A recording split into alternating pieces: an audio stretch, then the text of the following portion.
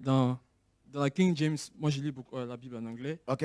Et en parlant toujours de la Trinité, hein, comment on réconcilie la Trinité, ce qu'on est en train d'expliquer, avec le fait que la roi Jacques, King James explique qu'il y a trois qui rendent témoignage dans les cieux, la parole, le Père et le Saint-Esprit. Mhm. Et ces trois sont un. Mhm. Ce qui est écrit dans la King James. Tout à fait. Comment on explique cela? Comprendre ça. Donc, déjà, si tu prends, Voilà. tu prends juste ce passage-là pour faire toute une doctrine, c'est grave parce qu'on ne peut pas développer une doctrine suite à un ou deux passages. Et surtout en ce qui concerne Dieu, parce que c'est quand même c'est l'enseignement le plus important, hein, Dieu, qui est Dieu. Et quand dans cette parole on dit, il y en a trois au ciel qui rendent le témoignage, qui rendent témoignage, donc la parole, le Père et le Saint-Esprit. Maintenant, posez-nous cette question. Et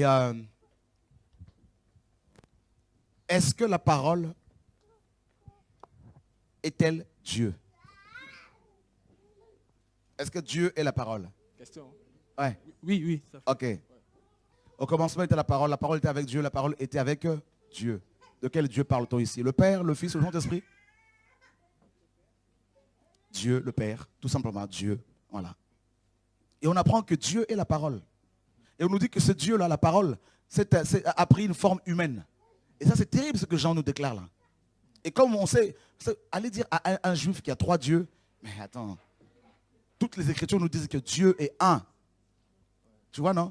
Donc, et Christ, dans Jean 6, nous apprend au verset 63, il dit, mes paroles sont esprit et... Donc, si on comprend ce passage-là, on ne va pas le comprendre en tant que trois personnes distinctes. Et en plus, la Trinité nous dit cela, hein, elles sont différentes les unes des autres. Non, moi, par exemple, ce que je t'ai enseigné auparavant, moi, je n'avais pas de problème à prier Dieu en tant que Saint-Esprit, Père et Fils. C'est ce que je me rappelle, c'est la Trinité, c'est les trois sont Dieu, en fait. Voilà. Non, mais c'est grave.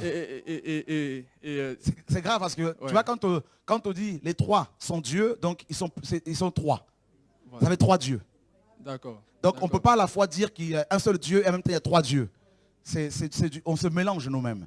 Ce sont des modes, de manière de manifestation, de se révéler. Okay. Comme quand Paul nous dit dans 1 Corinthiens 15 qu'il y a 500 frères qui ont vu Jésus en même temps. Est-ce pour autant maintenant qu'on va dire qu'il y a 500 Jésus? Non. Tu vois, non? Il est le chemin, la vérité, la vie. Ce sont des manifestations, la manière dont il se révèle à nous. On a besoin d'un Père, il est le Père. On a besoin d'un chemin, il est le chemin. On a besoin du royaume, il est le lion. On a besoin du pain, il est le pain. On a besoin de l'eau, il est l'eau. On a besoin du feu, il est le feu. On a besoin de cailloux, de pierres, il est la pierre angulaire. Il est tout, il englobe tout, il est tout, il est tout, il est tout, il est Dieu. Donc on comprend que ce passage, c'est des révélations en fait. C'est des manières de se révéler. Okay. Tu vois, non? Comme quand il se révèle à nous comme l'agneau. Quand il se révèle à nous comme le lion. Tu vois, quand il se révèle comme le chemin. Comment quelqu'un, hein, un seul individu peut, n'est-ce pas, remplir autant de fonctions? Il est le parfumeur par excellence. Il a montré à Moïse, il a donné à Moïse des conseils par rapport à la fabrication du parfum. Il est le jardinier par excellence.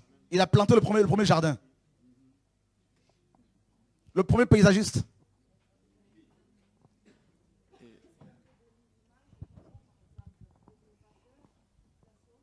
Oui. Oui, on peut voir ça comme ça.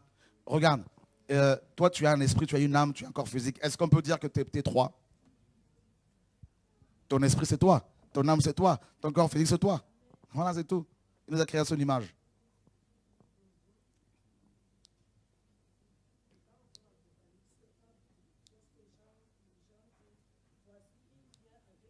Il vient avec les nuées. Tout œil le verra. Se lamenteront à cause de lui. L'oméga et la fin. Celui qui était, qui est et qui vient. Et qui vient. Le Tout-Puissant. La suite, c'est le Tout-Puissant.